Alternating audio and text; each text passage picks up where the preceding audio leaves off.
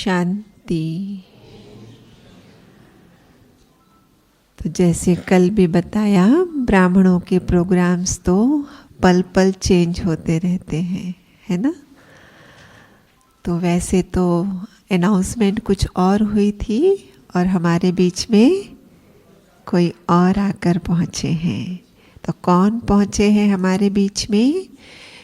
हाँ, इस कलयुग के अंत में भी हिमाचल प्रदेश, जिसको देवभूमि कहा जाता है, ऐसी देवभूमि से निकले ईश्वर के अनमोल रतन आदरणीय राजयोगी भ्राता सुशील भाई जी हम सबके बीच में हैं। हम एक हाथ हिलाकर आपका स्वागत करते हैं, सत्कार करते हैं, अभिनंदन करते हैं। आप 1995 में अर्थात आज से लगभग 26 वर्ष पूर्व इस ज्ञान में आए और 1999 में थोड़े ही साल के बाद आप समर्पित हुए बाबा के मधुबन हेडक्वार्टर में।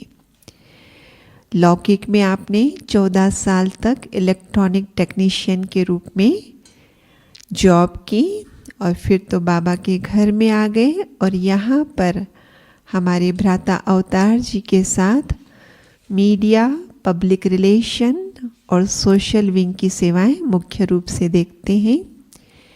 और हमारा जो मधुबन में सुबह पुरुषार्थी ग्रुप की मीटिंग होती है, अव्यक्त हर प्रकार से बाबा की मुरलियों पर जो चर्चाएं करते आपस में, मुरली की रिवीजन करते हैं, उस ग्रुप के भी आप मुख्य मेंबर हैं। तो आज जो कल बाबा ने मुरली चलाई, उस मुरली की हम रिवीजन करेंगे, क्योंकि बाबा कहते हैं ना, मुरली से प्यार है तो ही समझेंगे मुरलीधर से प्यार है ना। तो अगर मुरलीधर से प्यार है, माना उसकी मुरली से भी हमें उतना ही प्यार रखना होगा। और जिसको कहते हैं तुरंत दान महापुण्य, ऐसे नहीं मुरली सुनी आज और उसको मंथन करेंगे बरसों बरसों बाद, नहीं। जो बाबा ने जब कहा उसी पर उसी समय चिंतन मंथन करके प्रैक्टिकल में करते हैं। तो जैसे तुरंत दान महापुण्य का फल है, बाबा भी उसका हमें बहुत फल देता है कि हम जैसे कल भी बाबा ने कहा ना, बाप ने कहा और बच्चों ने किया, तो ये हमें करना होगा। तो कैसे हमें अव्यक्त मूल्य रिवीजन करनी होती है और क्या उसके फायदे हैं, वो हमें सुशील भाई बताएंगे कल की मुरली को लेकर, जो शाम को मुरली चली। तो हम सुनते हैं सुशील भाई से। ओम शांति। बाबा, मुरली और मधुबन, ये तीन ब्राह्मणों के क्या हैं? रतन हैं। मधुबन में तो बिना ज्ञान के भी बहुत सारे लोग आते हैं, लेकिन जब तक ज्ञान समझ में नहीं आता तो उतना उनको महत्व नहीं होता है। कल भी बाबा ने मुरली में कहा, मधुबन सोन्नति का स्थान है। तो जब भी हम इस धरा पर आते हैं, इस धरा पर आने से हमारे जो स्वभाव का बदलाव, वृत्तियों का बदलाव, संस्कारों का बदलाव बहुत फास्ट गति से होता है, अगर अटेंशन रखेंगे तो। अदरवाइज पतन भी हो सकता है। जैसी हमारी दृष्टि होगी वैसी हमारी वृत्ति होगी। लास्ट संडे की मुरली में बाबा ने कहा, यथार्थ सोन्नति का चश्मा वो हमने कैसे पहना हुआ है, कौन सी हमारी दृष्टि है, कैसा हमारा एटीट्यूड है, कैसे हमारे विचार हैं, कैसा हमारा व्यवहार है, कैसी हमारी चलन है, वो बदलाव हमें स्वयं ही करना पड़ेगा। बाबा भी हमारे ऊपर हाथ रख दे तो भी बदलाव नहीं होगा, वो जो कहेगा वो करना पड़ेगा। नहीं तो कई दफ़ा भक्ति की परंपराएं भी ज्ञान में चलती रहती हैं, दृष्टि दे दो, है ना, कुछ न कुछ अपेक्षाएं रहती हैं। जैसे आज का स्लोगन था ना, कौन सा स्लोगन था? हाँ, खुशी के खजाने से संपन्न कौन नहीं हो सकता? जो मांगता है। तो बाबा ने जन्मते हम सबको अपनी सारी प्रॉपर्टी के हकदार बना दिया, वारिस बना दिया। लेकिन सारा खेल दो शब्दों पर ही आधारित है, स्मृति और विस्मृति। जब जब हम स्मृति में रहते हैं तो हमारी स्थिति समर्थ रहती है, शक्तिशाली रहती है, खुशी वाली रहती है, हल्की रहती है, उड़ते रहते हैं, मौज में रहते हैं। लेकिन जैसे विस्मृत हुए तो तब तो बात ही मत पूछो, उसके तो हम सभी अनुभवी हैं। बाबा ने कहा ना, मुरझाया हुआ चेहरा अच्छा लगता है मुस्कुराता हुआ। क्योंकि ये ज्ञान, सारे ज्ञान का सार क्या है? खुशी। हम इतना पुरुषार्थ किस लिए करते हैं? क्या जरूरत है करने की? किस लिए करते हैं? खुशी के लिए। तो ये खुशी का स्रोत है। हमारे पुरुषार्थ का जो सार है, निचोड़ है, वो हमारे चेहरे पर स्पष्ट रूप से दृष्टिगोचर होना चाहिए।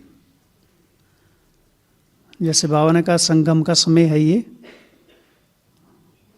क्या करो इसको, ये सबसे श्रेष्ठ खजाना है ये। तो ऐसे समय पर अपने चेहरे से भरपूरता की झलक दिखलाओ। भगवान हमको इतने खजाने बांटे जा रहा है, बांटे जा रहा है, बांटे जा रहा है। यदि हमारे जीवन में उस अनुपात से परिवर्तन नहीं हो रहा है, बदलाव नहीं हो रहा है, तो अंदर में बड़ा दुख होता है, उदासी रहती है ना। जैसे मुरली तो सुनते हैं हम, जैसे कल भी सुनी है। कल बाबा ने कहा, जो व्यंजन रिपीट किया, बाप ने कहा और बच्चों ने किया। लेकिन कहाँ तक हम करते हैं? मिलन तो मनाया हमने, खुशी खुशी मना लिया, लेकिन असली मिलन तो मिलने के बाद शुरू होता है। जब बाबा चले जाते हैं उसके बाद शुरू होता है कि जो वो दे के गया है उसको हम कितना दोहरा रहे हैं, रिपीट कर रहे हैं, अपने संस्कारों में समा रहे हैं, चर्चा कर रहे हैं, उसके ऊपर चिंतन कर रहे हैं, मनन कर रहे हैं। पुरुषार्थ सब वहाँ से चालू होता है। क्लास सुनना पुरुषार्थ नहीं है, क्लास सुनने के बाद उसको अप्लाई करना वो पुरुषार्थ है। तो बहुत सारी बाबा ने मुरली में कल बातें बताई है, चर्चा करेंगे हम सभी। क्योंकि बाबा ने कहा, अपने आप पर तरस करो। आज की मुरली में था, बाप तुम बच्चों पर तरस करते हैं, क्यों? क्यों करते हैं तरस? पापों का बोझ बहुत है सिर पर, पापों का बोझ बहुत है, और मौत सामने खड़ा है, जमघटों की फांसी लगने वाली है, इसलिए बाप को तरस पड़ता है। अगर हम कोई स्मृति में नहीं रहेगा तो बदलाव कैसे आएगा? वो तरस कहाँ, वहीं का वहीं रह जाएगा, वो कागज़ तक ही सीमित रह जाता है, हमारे जीवन में नहीं आता। उसको अंगीकार करने के लिए, उसको आत्मसात करने के लिए कुछ तो अटेंशन रखना पड़ेगा। क्योंकि बाबा ने कहा, संसार में बहुत बहुत क्या बढ़ने वाला है, आजकल के हालातों अनुसार टेंशन बहुत बढ़ने वाला है। इसलिए आप बच्चे क्या करो, सेवा की तैयारी करो। वो सेवा बहुत बढ़ने वाली है और बढ़ी रहा टेंशन। सब इसी तरह, इस बात से तो अच्छी तरह परिचित हैं कि जिस दौर से संसार गुजरा है, जिस मोड़ पर संसार खड़ा है, उनको देखकर तो हम सभी समझ सकते हैं कि किन परिस्थितियों से आत्माएं गुजर रही हैं। उनमें शक्ति नहीं है वो, तो उनमें शक्ति भरने के लिए हमको पहले से बहुत बहुत तैयारी करनी पड़ेगी। जो बाबा ने कहा, आपको देखते उनके दुख दर्द दूर हो जाएं, वो खुशी में आ जाएं, तो हमें कितना भरपूर होना पड़ेगा। इक्वल टू बाप समान, बताया ना टीचर बहन से, टीचर बहनों से मुलाकात, क्या कहा बाप ने टीचर बहनों को? टीचर्स, फ्यूचर से फ्यूचर, और टीचर्स बाप समान ड्यूटी पर हैं।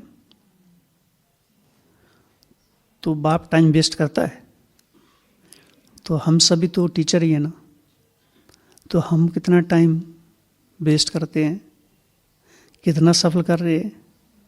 हमारे संकल्प जो बहुत बड़ी ऊर्जा है, शक्ति है, एक एक संकल्प हमारे भाग्य का निर्माण करता है। वो संकल्प हमारे कहाँ जा रहे हैं? वो संकल्पों की एनर्जी हमारे पास, उसका हम संरक्षण कर रहे हैं, उसको बचा रहे हैं। कौन कौन से संकल्प हमारे बुद्धि रूपी पात्र में हैं? आज ही बताया, शेरनी का दूध सोने के बर्तन में टिकता है, परम पवित्र। बाबा ने कहा ना आज तुम बच्चे अभी पवित्र आत्माएं बनते हो, संपूर्ण पवित्र, निर्विकारी, विकारी संसार से तुम निकल चुके। तो क्या हमारा वो बुद्धि रूपी पात्र उतना सोने जैसा बन रहा है जो ज्ञान रत्न ठहर सके? इसके लिए विदेशियों से मुलाकात, बाबा ने कहा कि रोज क्या करो, सोते समय जो सुना उसको इमर्ज करो, और फिर क्या करो उसके बाद? हाँ,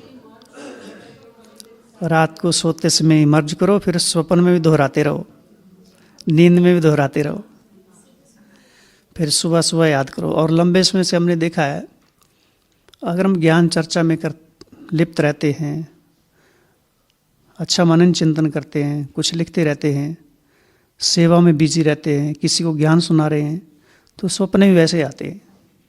और दिन में अगर गपशप मार रहे हैं, कुछ पिकनिक की योजनाएं बना रहे हैं, कई तरह के अपने को बिजी रखने के प्रोग्राम बना रहे हैं, तो उसका प्रभाव तो हमारी नींद पर पड़ता है। लंबे समय तक रात को हमको नींद क्यों नहीं आती है? क्योंकि मन टुकड़े टुकड़े हुआ पड़ा है, इसलिए रात को एकत्रित नहीं होता मन। रात को वो संकल्पों के टुकड़े टुकड़े फिर बिखरते हैं, कभी मन उधर जा रहा है, कभी उधर जा रहा है, कभी उधर जा रहा है, कभी उधर जा रहा है, पकड़ में नहीं आता है। नींद कब आती है? जब मन स्थिर होता है।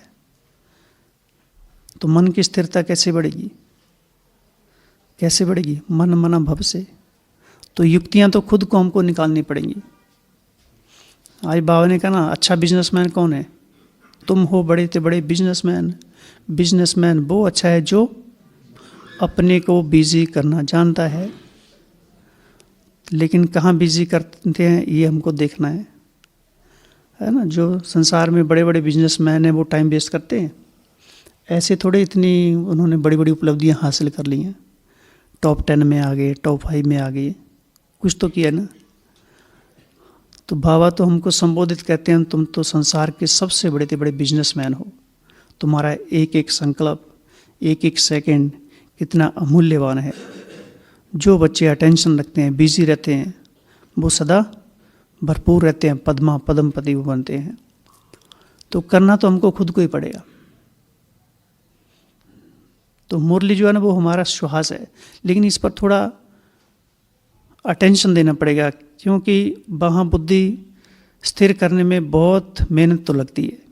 बिना मेहनत होगा कुछ नहीं है, क्योंकि बुद्धि को जो दूसरी आदतें पड़ी हैं, मन बुद्धि वहाँ खींच के बाहर चला जाएगा। कुछ देखने की आदतें हैं, कुछ सुनने की आदतें हैं, कुछ सुनाने की आदतें हैं। बीती बातों को अगर हम सारे दिन का विश्लेषण करें तो अधिकतर तो हमारे वही संकल्प होते हैं जिनकी जीवन में आवश्यकता ही नहीं है। वही संकल्प हमारी ऊर्जा को नष्ट कर देते हैं। एक्स्ट्रा सोचते रहते हैं, ज़्यादा सोचने की आदत, ये भी मन को अस्थिर कर देती है, मन को भटकाती है।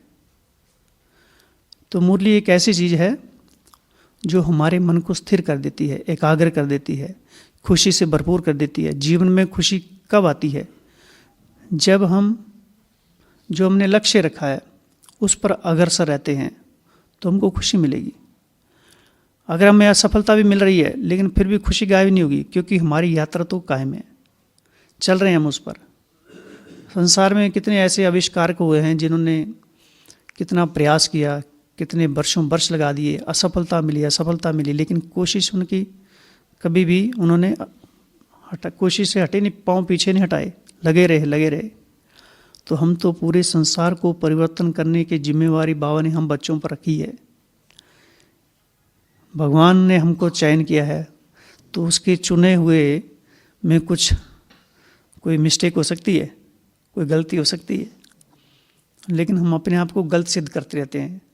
बाबा जो भी टाइटल देते हैं वो स्वीकार कहाँ करते हैं, वो केवल वहाँ तक ही सीमित रहता है, ऊपर ही, हमारे जो सब कॉन्शियस माइंड में नहीं जाता है वो, क्योंकि उस पर हमने गहराई से चिंतन नहीं किया है, देखा नहीं है। संस्कारों को बदलने का हमने हल्का हल्का प्रयास किया है।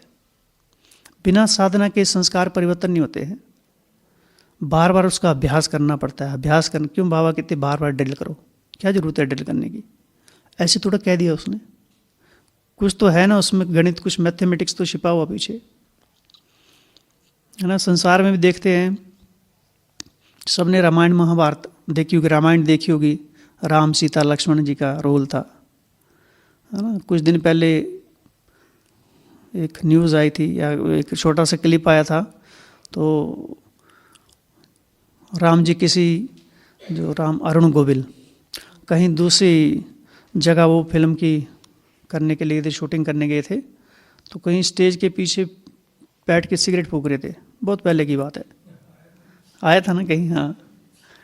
तो जो साउथ वाला भाई था, उनके पर्दे के पीछे उन्होंने उसको देख लिया, तो उन्होंने साउथ की भाषा में, अपनी भाषा में उसको खूब बोला।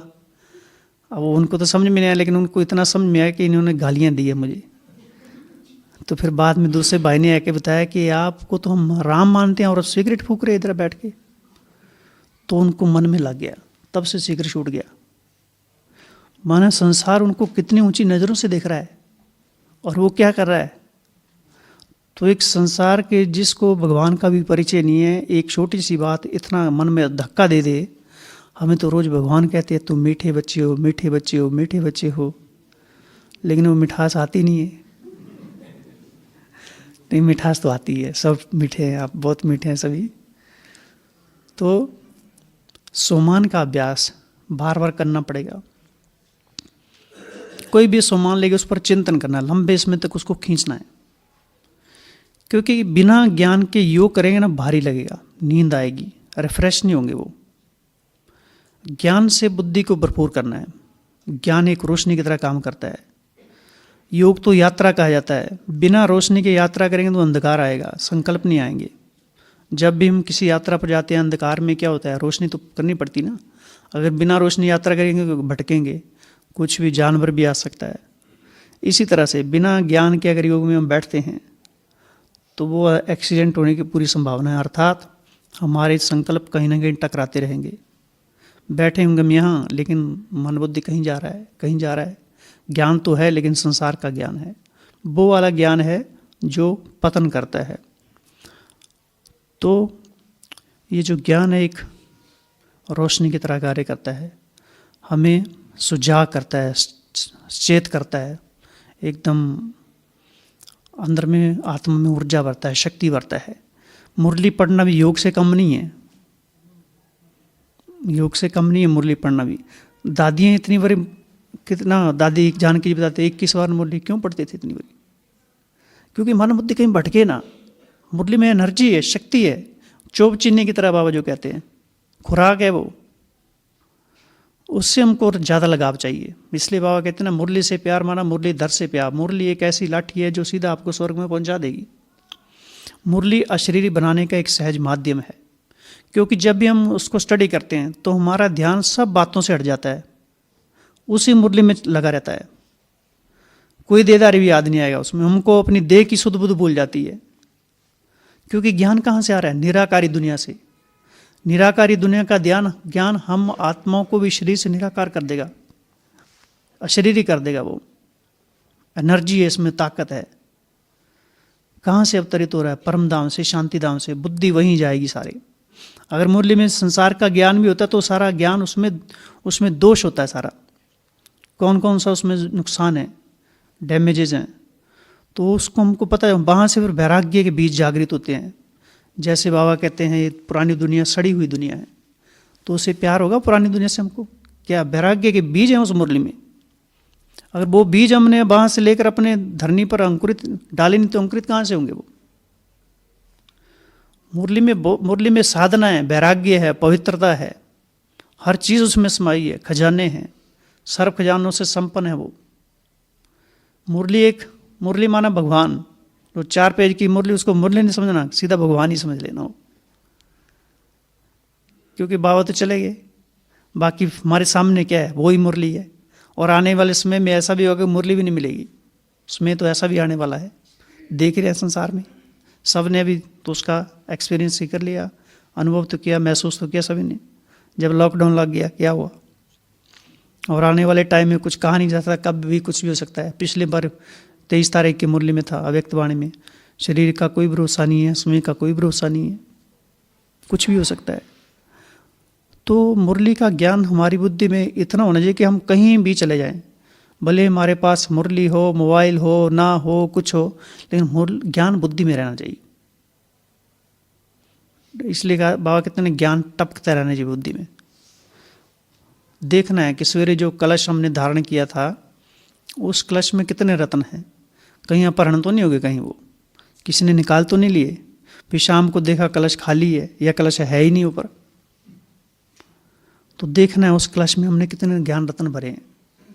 क्योंकि इस कलश के अंदर ना बहुत कुछ भरा हुआ पहले का भी, और उसको हम निकालना नहीं चाहते हैं। क्योंकि लंबे समय के हमारे संस्कार हैं, वो आदत पड़ी है, और आदतों से छूटना मुश्किल है। इसलिए जगदीश भाई जी कहते थे ना, छोटे छोटे धागों का रस्सा बना, उसका टूटना मुश्किल, आदत हो गई पक्की, उसका छूटना मुश्किल। तुमको नई आदतों का निर्माण करना है। मुरली को अलग अलग तरीके से पढ़ना है, अलग अलग तरीके से देखना है उसको। कोई एग्जाम्पल मेथड हो सकता है, कौन कौन से उसमें पात्र हैं, कौन सा समय है, कौन सी परिस्थितियाँ चल रही हैं, है ना। अभी जैसे हम यहीं बैठे हैं, अभी यहीं बैठे बैठे टाइम ट्रैवलिंग करेंगे। कल शाम को हमने मुरली सुनी थी, सभी वहाँ चले जाओ। कहाँ सुनी थी? ओम शांति भवन। ये टाइम ट्रैवलिंग का अभ्यास भी मन को एकाग्र कर देता है। क्या सुना, कहाँ बैठे थे, सभी अपने अपने को मर्ज को, कौन सी चेयर पर बैठे थे, कितने बजे बैठे थे, मुरली कितने बजे स्टार्ट हुई थी, कितने बजे हुई थी, 6:30 बजे। कितना समय बाबा ने दृष्टि दी, वो सभी मर्ज करो। ये टाइम ट्रैवलिंग है, ये मन को भागने नहीं देगा कहीं, मन को वही सुख फील होगा जो हमने उस समय किया था। कौन से माँ वाक्य शुरू थे, स्टार्टिंग कहाँ से हुई थी? आज क्या, आज मंगलवार है क्या था, आज क्या है? हाँ, आज सर्व खजानों के मालिक क्या कर रहे हैं? सर्व खजानों से संपन्न बच्चों को देख रहे हैं। तो क्या क्या देखा? बाबा को देख के बाबा के मन में क्या हुआ? बाबा के मन में लड्डू फूटे एकदम। मेरे बच्चे सामने बैठे हुए हैं, ये बेचारे भटक गए थे, तड़फ रहे थे, धक्के खा रहे थे, कहाँ पड़े थे गंध में, अब ये मेरे सामने आ गए। तो बाबा के भाव कितने ऊंचे हो जाते हैं, क्योंकि उसको अपने बच्चे मिल गए इतने सालों के बाद। फिर बाबा ने क्या देखा, मिलने के बाद बच्चों के चेहरे पर भी चमक आ गई, चमक में भरपूरता की चमक। ये चमक सदा चमकती रहे, कि यहाँ वहाँ तक ही नहीं रहे, वो चमक सदा रहे, कायम रहे। तो टाइम ट्रैवलर हम जाते हैं ना, तो पूरा मन बुद्धि वहीं एकाग्र हो जाता है, और वही फीलिंग होगी जैसे बाबा बिल्कुल सामने है। जैसे हम किसी स्वप्न में कोई जागते जागते सोचते रहते किसी के बारे में, ऐसे सोचना। योग क्या चीज़ है? योग ऐसा नहीं कि सीधा परम धाम ही पहुंच जाए, उसके बीच में बहुत सारी बातें हैं।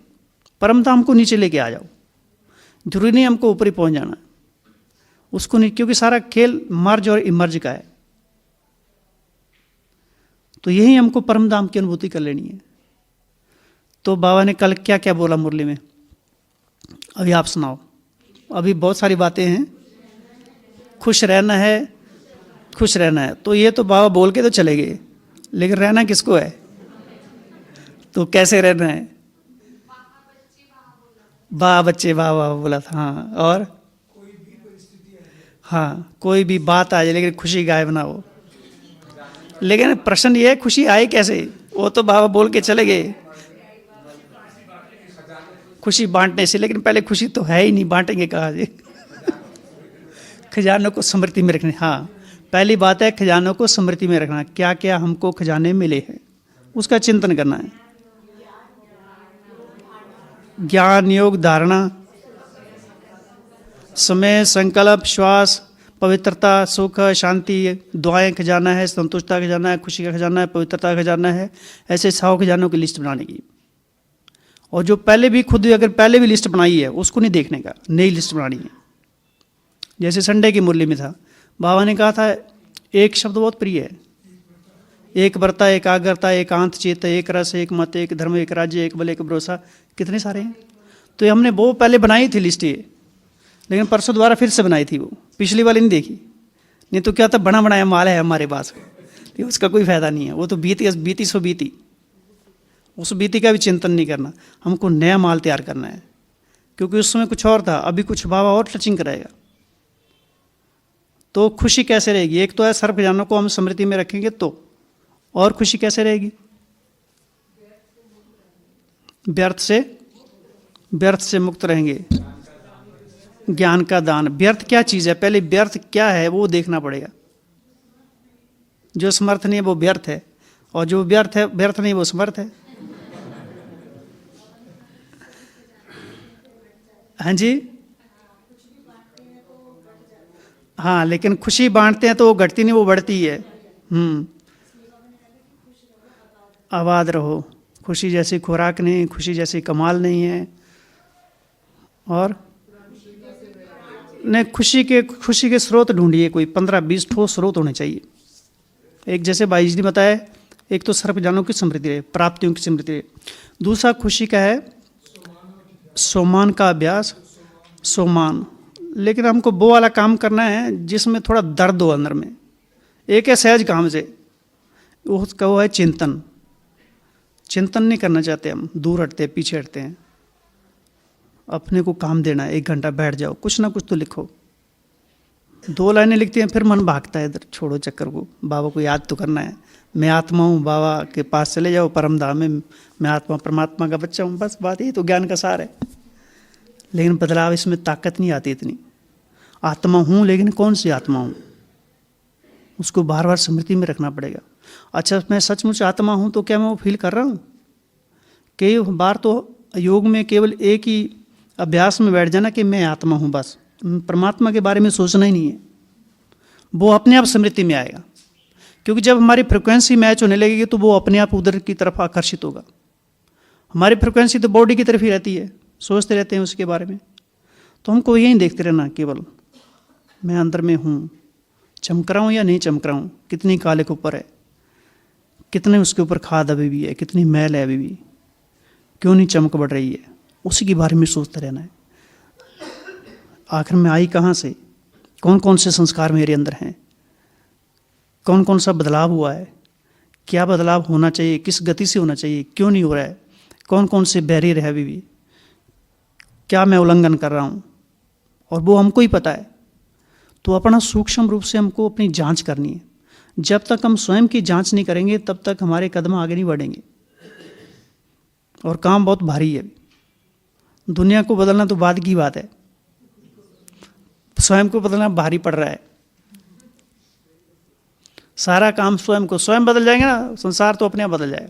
वो तो वास्तव में ऊपर वाले का काम है, वो तो हमको बिजी रखने के लिए है। संपूर्ण निर्विकारी हमको स्वयं को बनाना है, बाकी तो बाबा चुटकी से सारा काम कर देगा। सुप्रीम सोल है वो तो, जब वो समय आएगा तो सेकंड में सारा काम हो जाएगा। दिखाया ना कृष्ण के अर्जुन और संवाद के, अर्जुन कहता था सारा काम तो मैं कर रहा हूँ, और तो बाद में पता चला किसका चक्कर काम कर रहा था। तो ऐसे हम सोचेंगे हम इतनी सेवा कर रहे हैं, ये कर रहे हैं, वो कर रहे हैं, बाद में पता चलेगा कुछ किया ही नहीं। वो तो हमने अपने ही कल्याण नहीं किया, अपने पर ही रहम नहीं किया। तो स्वयं पर रहम करना है। तो ऐसे ठोस खुशी के कुछ स्रोत ढूंढने चाहिए।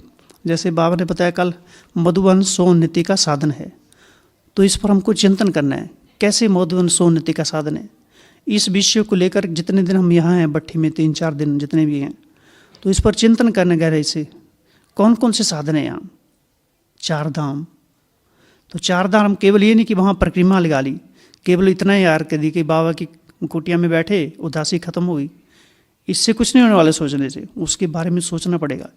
झोपड़ी पर निबंध लिखिए, ऐसे लिखिए, ये झोपड़ी 1950 में कैसी होगी, 1952 में लगभग यहाँ, तो कैसी होगी हिसाब लगाइए। उससे त्याग जागृत होगा, अंत में लगेगा बाबा किस दशा में उसमें उस झोपड़ी में रहते थे। वो खजूर के पत्ते, कैसी झोपड़ी होगी वो। सुप्रीम अथॉरिटी, सृष्टि का आदि पिता, प्रजापिता ब्रह्मा बाबा उस झोपड़ी में बैठा हुआ, जिसको पूरी सृष्टि का निर्माण करना है, उसने हमको चयन किया है। तो वहाँ जाके उदासी ऐसे थोड़ी नहीं खत्म हो जाएगी कि कहने से मेरी उदासी खत्म होगी। वहाँ चिंतन करना पड़ेगा, उसको स्पर्श करो जाके झोपड़ी को। अभी वो वाइब्रेशन है, वहाँ बैठ के देखो अच्छी तरह से। वहाँ बैठ के बाबा की कैसी मानसिकता थी, बच्चों को परिवर्तन करने के अंदर में क्या क्या संकल्प चलते होंगे। नींद फिट जाती थी बाबा कहते मेरी। तो हमको देखना पड़ेगा। बाबा के कमरे में जाओ, वो खटिया, एक ही खटिया, वो छोटा सा, तो बाबा कमरा भी बड़ा है, पहले तो छोटा सा होता था। तो जहाँ इतने ब्रह्मा वत्सों ने मिलन बनाया बाबा के साथ, वो ब्रह्मा बाबा की जो कमरा, जहाँ बाबा ने सारी शक्तियाँ दादी को बिल की, महसूस करना है कि बाबा ने मेरा हाथ वहाँ पकड़ा हुआ है। कल बताया ना, बाप बच्चों को बधाई देते हैं, मुबारक देते हैं, भरपूरता की, खजानों की। महसूस करना है कि बाबा ने मेरा हाथ पकड़ा हुआ है और बधाई दे रहा है कि शाबाश बच्चे, तुम समय वेस्ट नहीं कर रहा है। वो देखना है अपने को, फिर हमको शर्म भी आएगी, समय तो मैं वेस्ट कर रहा हूँ। लेकिन पॉजिटिव सोचना, हमको समय तो वेस्ट किया ये तो हमको पता है, लेकिन पॉजिटिव सोचना, वहाँ हमको रियलाइजेशन होगा। फिर महसूस करना वो जाके वहाँ हिस्ट्री हॉल में चले जाओ, देखिए वहाँ किस किस के चित्र लगे हुए, कितनी फ़ोटो लगी हो, गिनती करो। वहाँ मेडिटेशन हॉल में कितनी फ़ोटो लगी, क्या क्या लिखा है इधर, सारा देखो। वहाँ हिस्ट्री हॉल में कौन कौन सी दादियों की फ़ोटो लगी हैं। वहाँ बाहर 21 दादियों की फ़ोटो लगी है, 21 पूर्वजों की। वो सबको देखो, उनके जीवन चरित्र। हाँ, अंदर में 45, बाहर में 21, बाहर वाले गिनती करके बाहर। हाँ हाँ, तो वो जो बाहर है 21 दादियों के फ़ोटो लगे हुए हैं। मम्मा का फ़ोटो लगा पहला, दूसरा किसका है, जानकी दादी, तीसरा गुलजार दादी, चौथा प्रकाशमणि दादी, पांचवा निर्मल शांता, छठा ब्रिजेंद्रा दादी, सातवां चंद्रमणि दादी, आठवां रत्नमणि दादी, नौवां मनोहर दादी, 10वां शांतामणि दादी, 11वां हृदय पुष्पा दादी, 12वां गंगे दादी, 13वां पुष्प शांता दादी, ईशु दादी, 14वां पुष्प शांता दादी, 15वां संतरी दादी, फिर 16वां संतरी शैलेंद्रा दादी, उसके बाद ऑलराउंडर दादी, फिर ध्यानी दादी, संदेशी दादी, कुंज दादी। कितने सारे फोटो। एक खाली हम उनके चेहरे नहीं याद करें, उनके चरित्र हमारे अंदर में आ रहे हैं, क्योंकि सामान्य आत्मा तो नहीं है। पूरी जिंदगी उन्होंने बलिहार कर दी भगवान के ऊपर। कितना त्याग तपस्या उनके जीवन में समाया हुआ था, वो सारा हमारे अंदर समाने लगेगा। हम क्यों बड़ों को कहते हैं हमारे ऊपर हाथ रख दो, क्या औचित्य उसका, क्या अर्थ है उसका? कि उनके वाइब्रेशन हमारे पास में है। दादियाँ आती थी, दादियों के पास क्यों हम आकर्षित होते चले जाते थे? क्योंकि कूट कूट के बाबा का ज्ञान उनके अंदर भरा हुआ है। तो एक ये तो खेल पाला है, मन बुद्धि को बिजी रखने के साधन है, लेकिन अपने संस्कारों को बदलने के लिए या मन की एकाग्रता को बढ़ाने के लिए, अपने को बिजी रखने के लिए, अपनी स्थिति को शक्तिशाली बनाने के लिए कुछ तो हमको नया प्लानिंग करना पड़ेगा। बिना नवीनता के हमारी प्रोग्रेस नहीं होगी। उसी तरीके से मुरली सुनेंगे बोर हो जाएंगे। बड़े दादी को हमने देखा है, बड़े दादी जी कभी ओम शांति ओम शांति उनके अंदर में, तो कभी बगीचे में मुरली क्लास पढ़ते थे, ओम शांति के बाहर, कभी बाल उद्यान में मुरली पढ़ेंगे। और दादी को हम देखते थे 85 में उन्होंने शरीर छोड़ा, 85 एज में, 87 या 85। तो 82 की एज में भी दादी टांग पर टांग चढ़ा के बैठती थी बिना इसके टेके के, क्योंकि इस ऊपर पहले बड़ी संदली होती थी ओम शांति उनमें, और हम नीचे बैठे तो हमको भी कहती टांग पर टांग बैठ के चढ़ो, ऐसे चढ़ा के बैठो। अलर्ट रखते थे वो, है ना। दीदी मनमोहनी दीदी, सुनते हैं उनके बारे में, कमरों में जाके देखती थी कौन कौन मुरली में नहीं आया, क्यों नहीं आया, क्या कारण है उसका, कारण बताओ। नोटिस जारी किया जाता था, भेजा जाता था किसी को, क्या ऐसी प्रॉब्लम आ गई, कितना बुखार आ गया। जगदीश भाई जी, उनके दिल में तो ऐसे लगता था, ऐसे बोल निकलते थे कि दिल को घायल कर देते थे एकदम। वो तो इतना लास्ट में 2001 में शरीर छोड़ने के पहले जो ओम शांति में उनकी क्लास हुई तो सुनते थे, जब कोई नहीं दिखता था तो बोलते थे दिल करता मैं जाके कमरों में देखूं कि 104 बुखार किसको चढ़ा हुआ है। तो दिल पिघल जाता था एकदम, वो था अपनापन। क्योंकि दिल को तीर चाहिए, स्नेह वाला काम चला गया, अभी चुभने वाला चाहिए कुछ। स्नेह स्नेह स्नेह स्नेह से हम ठंडे हो गए। बाबा ने कहा जमघटों की फांसी से धर्मराज सामने खड़ा अभी, और अंतिम रूप वही है उसका। तो हमें स्वयं का भी धर्मराज बनना है। तो ये थोड़ा हम साइड में चले गए। और मुरली में क्या क्या था, बीती सो बीती। क्यों हम बीती को बीती नहीं कर पा रहे हैं? अर्थात हमने कुछ नई बातें बुद्धि में नहीं रखी हैं, इसलिए बताया ना टाइम ट्रैवल है ना। तो अपनी बुद्धि को जो बीती बातें हैं वो क्यों नहीं भूल पा रहे हैं? क्योंकि हमने नई बातें उसमें रिकॉर्डिंग नहीं की हैं, कुछ हमने मनन चिंतन किया है ना। जैसे बताया हिस्ट्री हाल के बाद पहुंचे, अभी शांति स्तंभ में चले जाओ। अभी शांति स्तंभ में 18 शिक्षाएं लिखी हुई हैं, पढ़ो वहाँ क्या क्या है। याद है किसी को 18 की 18? तो यही तो मधुबन सोन्नति का साधन है, वो करने का। यहाँ तो सोन्नति का इतना साधन है, हम कई दफ़ा सोचते हैं कि सारा कुछ लिखेंगे, लेकिन फिर भी इतना पूरा होता ही नहीं। इतना हो मधुबन में, खाली ये जितना दीवारों पर लिखा है इतना भी याद हो जाए, हो सौभाग्य। मधुबन के जर्रे जर्रे में परमात्मा प्योरिटी के वाइब्रेशन समाये हुए हैं। मधुबन जैसे संसार डिटैच कर देता है। क्यों संसार की विस्मृति हो जाती है यहाँ पर? सृष्टि का आदि पिता यहाँ तपस्या, घनघोर तपस्या की है, साधारण तपस्या नहीं है। वो दादियाँ देखते थे, मांगन में बैठे रहते थे, उनके बैठने मात्र से ही वाइब्रेशन ही कुछ अलग होते थे। वो तो सारा काम किसको करना है? ये केवल हमको वर्णन तक सीमित नहीं रखना कि दादी ऐसे थे, मम्मा ऐसी थी, लेकिन उसका क्या, हमने क्या किया? केवल उस स्मृति दिवस पर आकर उनकी शिक्षाओं को केवल सुनाने तक सीमित न रहें, हमें स्वयं में उनको आत्मसात करना है, तो उनका हमें कोई फ़ायदा है। नहीं तो फ़ायदा कुछ भी नहीं है। हर साल उनकी स्मृतियाँ मनाते हैं, कितने सालों से मनाते आ रहे हैं। ब्रह्मा के कदमों पर कदम चलना चाहिए। हमारे जीवन में बदलाव कहाँ आ रहा है? ठोस कदम उठाने पड़ेंगे, कुछ गहराई से हमको सोचना पड़ेगा। जब तक हम अपने आप से क्रोध करना पड़ेगा, एकदम अपने आप से संग्राम करना पड़ेगा, लोहा लेना पड़ेगा अपने आप से ही। क्योंकि दूसरा कुछ करने वाला नहीं, अगर कोई करेगा भी नहीं तो उसको हम 10 बातें सुना देते कि पहले तुम अपना ही देख ले। क्योंकि उसमें ऐसा किसी को कुछ कह नहीं सकते, इसमें ऐसा अभी तो स्वयं को हमको जागृत करना, जागते रहो जागते रहो जागते रहो जागते रहो, तो कुछ बदलाव होगा, तो हमारी उन्नति होगी, तो फीलिंग होगी कि थोड़ा थोड़ा आगे बढ़ रहे हैं। लेकिन रुक नहीं जाना है, पता नहीं कितना आगे रास्ता तय और है। तो प्रॉमिस करना है। कौन सा प्रॉमिस करना है? बाबा ने कल मुरली में कहा खुश रहना है और खुशी बांटनी है। खुशी जैसी कोई खुराक नहीं, तो खुशी के हमको स्रोत ढूंढने हैं, है ना। ऐसे 21 बातें ढूंढो, कौन कौन सी बातों से खुशी हो सकती है। मनन चिंतन करने से होती है, या जो बाबा से हम मिलन में आए उससे हो सकती है, ज्ञान बाबा का परिचय देने से हो सकती है, कुछ लिखें उससे हो सकती है, आपस में परिचर्चा उससे हो सकती है, योग के छोटे छोटे अभ्यास करें उससे हो सकती है, सोमान में रहें, सोमान लिखें। जैसे हमको बता दिया जाए अभी बैठे बैठे 101 सोमान लिखो, तो हमारी बुद्धि में होने चाहिए वो। ऐसा नहीं कि वो लिस्ट भेज दो जी, व्हाट्सएप में से जाएगा 101 सोमान की लिस्ट और वो यहीं के वहीं पड़ी रहती है। मांगना नहीं है, ज्ञान भी मांगना नहीं किसी से भी, सब कुछ दे दिया उसने, सबके पास में ही है।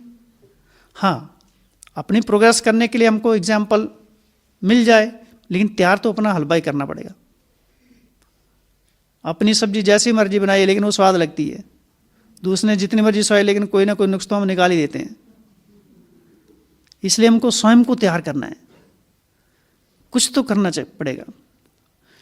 वरिष्ठ भाई ने वो इतने लंबे समय से उनकी क्लासों में क्यों इतना ताकत है, क्यों शक्ति है? क्योंकि टाइम ही नहीं वेस्ट किया उन्होंने। आज भी हम सूरज भाई को देखते हैं, डायरी लेके अभी भी बैठे होते हैं बाबा वाले दिन में, अभी भी। उनको भी क्या जरूरत है बताओ? लेकिन वो संस्कार पड़े हुए हैं, ऐसे थोड़ी वाणी में जोर भर जाता है। इसलिए बाबा कहते हैं अपने गोड़ तो नशा चढ़े। तो नशा है जो ना, ज्ञान का नशा, बार बार पीते रहना, बार बार पीते रहना, बिना पानी की। बिना पानी के माना दूसरा मिक्सिंग करना कुछ भी। नशा उतरता है फिर पियो, उतरता है फिर पियो, कदम थोड़ा लड़खड़ाने चाहिए, बुद्धि रूपी कदम, मना बुद्धि में नशा, एक कपारी खुशी, बाबा जो कहते कपारी खुशी। तो अंदर में ज्ञान का कुछ ना कुछ तो चिंतन चलते रहना चाहिए, चलते रहना चाहिए, चलते रहना चाहिए, तो हमारी थोड़ी प्रोग्रेस होगी। क्योंकि इसमें ऐसा रहा कि हमारे अपने ही ऐसे कई जन्मों के ऐसे पाप कर्म हैं जो हमारे सामने अभी भी नहीं आए हैं। हो सकता है पता नहीं कौन से मोड़ पर इतने भारी आ पड़ेंगे जो भारी पड़ जाएंगे, लेने के देने पड़ जाएंगे उस समय। बाबा ने बोला ना, पापों का बोझा बहुत है सिर पर, और उसकी निशानी है कि हम निर्बंधन हैं, हमको टाइम भी है सब जगह से, ज्ञान योग के लिए भी टाइम है, कहीं से कोई समस्या भी नहीं है, और हम मेडिटेशन में बैठे हैं, नींद आ रही है, अर्थात पापों का बोझा सिर पर है। तो हमको अटेंशन रखना बहुत गहराई से। और उसमें और बहुत सारी चीज़ें हैं, नींद आने के और भी कई कारण हैं, दवाइयाँ भी हो सकती हैं, और दवाइयाँ क्यों खा रहे हैं उनके भी कारण हैं। तो हमको अपनी बॉडी की तरफ भी पूरा ध्यान देना है, हेल्दी रखना है। तो वो तो अलग विषय, एक भोजन से संबंधित वो वाली चीज़ें शरीर में नहीं डालनी है जो उत्तेजित करे शरीर को, क्योंकि शरीर भी पवित्र है, भगवान की अमानत है। ये आँखें भगवान की अमानत है, इन आँखों में भगवान की दृष्टि बसी हुई है, इस बुद्धि में भगवान का ज्ञान है, इन हाथों में भगवान की प्यार की वाइब्रेशन है, उसकी शक्तियाँ इसमें समाई हुई हैं, इसके अंदर उसकी, इस शरीर की रग रग में, नस नस में उसकी शक्तियाँ समाई हुई हैं। तो हमारा किस कार्य में लगना चाहिए? बताया ना, बाप समान कर्तव्य क्या है टीचर्स का, तो वो हम उस कर्तव्य में कर रहे हैं, उस कर्तव्य में अग्रसर हैं, उसमें बिजी हैं, वो हमको देखना है। और क्या स्लोगन कौन सा बताया बाबा ने? बोला एक स्लोगन पक्का लगा दो मस्तक पर, वो स्लोगन है जो प्रॉमिस है, उसी को स्लोगन बता दिया, खुश रहना है और खुश करना है। एक संकल्प, बाप दादा को यही संकल्प आता है, क्या इस बात में एवरेडी हो तो 20 बात में भी एवरेडी हो। कौन सी? हाथ उठाने में एवरेडी है। अब दूसरी बात में भी एवरेडी हो, कौन सी है जी? याद करने में। त्याग, कौन सा त्याग है? तो त्याग वाली बिल्कुल ठीक बोला, लेकिन त्याग किसका? विकारों का और कमजोरियों का त्याग। अपनी कमजोरियों को यहीं छोड़ के जाओ। तो ये एक ये होमवर्क है, एक लिस्ट बनानी है कि मेरे में कौन कौन सी कमजोरी है, क्योंकि जो कमजोरी को हम स्वयं जानते हैं, दूसरों भले बताते रहेंगे, दूसरे भी हमारी बहुत कमजोरियाँ निकालते रहते हैं, निकालनी भी चाहिए वो, लेकिन जो कमजोरियाँ हमको मालूम है वो तो उनको भी नहीं पता है। जब उनको पता चलेगा तो वो तो बोलेंगे तो और ही खतरनाक है, हम तो कम ही समझा हुआ था अब पता चला कि इसके मन में क्या क्या चलता रहता है ना। बाबा माना अगर हमारे अभी दिमाग को खोल के देखा जाए अंदर में क्या क्या भरा पड़ा है, तो पता चलेगा यार ये तो बहुत खौफनाक आदमी है, इसके जैसा तो कोई है नहीं है। बाहर से तो बड़ा चिकने चुपड़े लगते हैं, लेकिन अंदर से कितना खतरनाक है। तो हमको स्वयं की जांच देखनी है, अपनी कमजोरियों की लिस्ट बनानी है और यहीं जला के जानी है। मधुबन जैसा स्थान कहीं नहीं मिलेगा। और ये बाबा ने कहा, कल की मुरली में था लास्ट लाइन में, यहाँ फुर्सत मिलती है तो क्या करना चाहिए बच्चों को? विचार सागर मंथन यहाँ अच्छा हो सकता है मधुबन में। और जो यहाँ आदत डालेंगे ना वही घर में पड़ जाएगी आदत। नई याद तो जो हम यहाँ आदत डाल रहे हैं उसी आदत को वहाँ कायम रखना है, लेकिन स्मृति में जो बाबा ने कहा इमर्ज करो रात को, और सवेरे उठते याद करो कोई है इमर्ज या मर्ज हो गया। अगर मर्ज हो गया तो कोई टेंशन नहीं लेनी उसकी, फिर से इमर्ज कर देना। हाँ, फिर से उमंग उत्साह से तैयार हो जाने का। अगर हम कभी असफल भी होते हैं ना तो उसकी टेंशन नहीं लेनी है, नहीं तो टेंशन में और ही हम कमज़ोर हो जाते हैं। जो बीत गया सो बीत गया, उसको क्या कर सकते हैं अभी। अगर गुस्सा हो ही गया अब कर भी क्या सकते हैं, बाद में कुछ नहीं कर सकते ना, उसको छोड़ देने का, काम खत्म हो गया। और ही खुश होना कि जो होना था वो हो गया, गुस्सा खत्म हो गया और ही बोझ हल्का हो गया अभी, तो उसमें हमको टेंशन नहीं लेनी है। और सेवा की तैयारी, कौन सी सेवा? संसार में टेंशन बहुत बढ़ने वाला है, तो उस टेंशन से आत्माओं को मुक्त करने के लिए स्वयं को हर प्रकार की टेंशन से मुक्त करना है। ब्राह्मणों को भी बहुत टेंशन होता है, पुरुषार्थ का ही बहुत टेंशन है, क्योंकि हम पुरुषार्थ का टेंशन, योग लगाने का टेंशन होता है।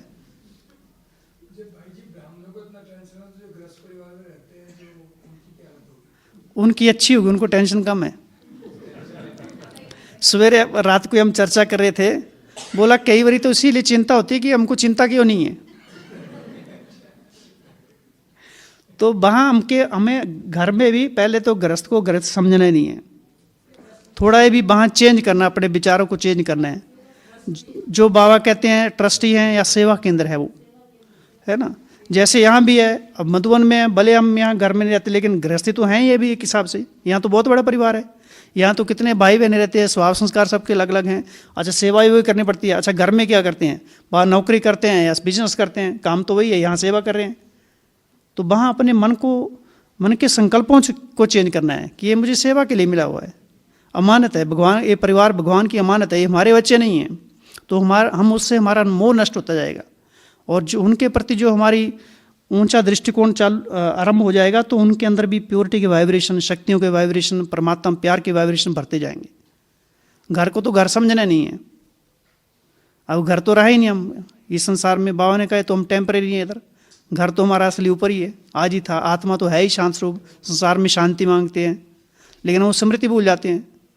तो शांति मांगने की जरूरत नहीं है, अपने आप में स्थिरता आ जाएगी वो।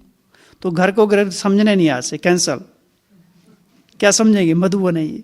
घर के जितने भी कमरे हैं नाम चेंज कर देना उनका, ये शांति धाम है, ये तपस्या धाम है, ये किचन वाला दूसरा है, ये सुख धाम है, वहाँ से भोजन मिलता है ना।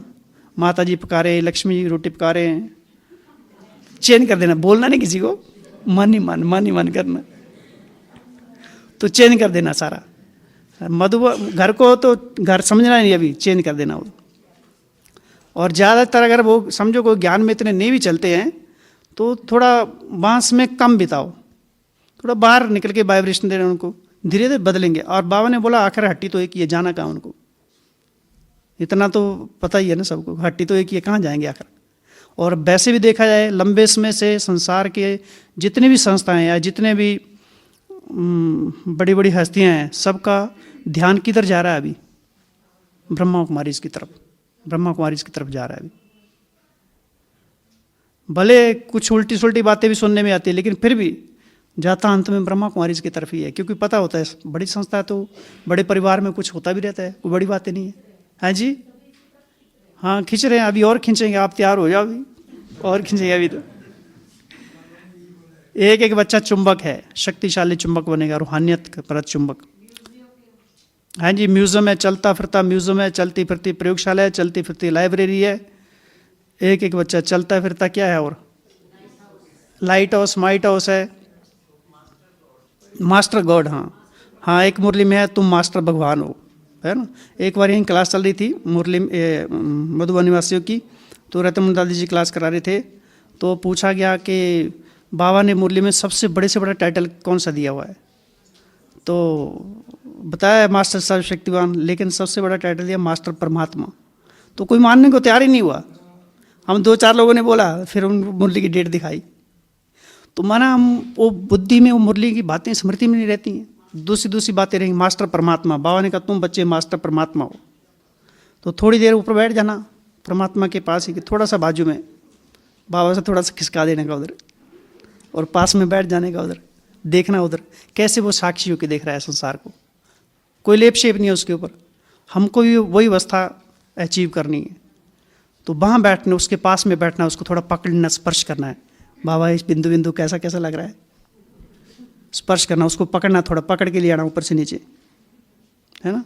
थोड़ा दिल में समा देना उसको, आंखों में समा देना, थोड़ा मुख में जैसे कृष्ण क्या गोला दिखता था ना, तो बाबा को थोड़ा मुख में रख लो, क्या फर्क पड़ता है, उसको चूसते रहो, एकदम मीठा मीठा लगेगा, मीठे बन जाएंगे। है जी, हाँ खा जाऊंगी, तो हम तो केवल चूस ही रहे, खा तो नहीं रहे हम तो केवल चूस ही रहे उसको। तो ऐसे रमणीक ज्ञान है, लेकिन इसको रमणीक बनाना पड़ेगा तो जीवन में मजा आएगा। फिर भी करते करते करते फिर भी उदासी आ सकती है, बड़ी बात नहीं है, क्योंकि लंबे समय से हिसाब था, पता नहीं कब किस मोड़ पर सामने आ जाए। हाँ जी, 63 जन्मों का है, हाँ 63 जन्मों का है। तो ऐसे ज्ञान से बहुत सारी बातें हैं। हाँ जी बिल्कुल, सारे टाइटल उसने हमारे में पहना दिए। लास्ट में माला पहना है ना बाबा ने, याद प्यार में, तो माला पहन के रखनी है हमको। बाबा कहते तुम बच्चे मेरे सिर के ताज हो, नैनों के नूर हो, है ना, दिल तक तनशीन हो, तो ये सारे टाइटल हैं जो हमको इस संसार से विरक्त कर देते हैं, इस संसार से वैराग दिलाते हैं, बाबा के नज़दीक लेके जाते हैं, शक्ति बढ़ती है आत्मा में, आत्मा एकाग्रता बढ़ जाती है, जीवन में खुशी बढ़ जाती है। तो ऐसे बहुत निर्विघ्न हो जाता है हमारे जीवन। टीचर के साथ मुलाकात, निर्विघ्न, क्या ड्यूटी है? निर्विघ्न बनाना। ऐसा सर्टिफिकेट अभी तक किसी ने दिया नहीं। पहले बाबा ने बहुत सारे महिमा कर दिए, लेकिन बाबा ने कहा ये भी अभी बाप दादा की चाहना पूरी करो, निर्विघ्न।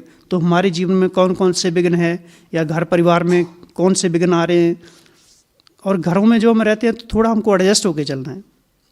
वहाँ अपना ऐसा नहीं कि हमको ज़्यादा दिखाना हम ज्ञानी है, नहीं, बहुत एडजस्ट होकर चलना पड़ता है। उनका भी सुनो, उनके साथ भी समय बिताओ, उनको घुमाओ फिराओ, उनको खिलाओ पिलाओ। थोड़ा उनका सुनेंगे ना, धीरे धीरे धीरे फूंक, चूहा जैसे बाबा कहते फूंक मार मार के खून निकाल देगा, तो हम उनको फूंक मार के उनका भी खून निकाल देंगे। जैसे एक बार क्या हुआ कि हमारे पिताजी, वो तो फिर बहुत लंबा एक्सपीरियंस है, तो 23 एज थी उस समय, बहुत पहले की बात है, 95 की। तो पिताजी कहते तेरी शादी तो मैं करके छोड़ूंगा। तो मैं बोला आप लिख के ले लो, मैं आपकी शादी करवा दूंगा भगवान से।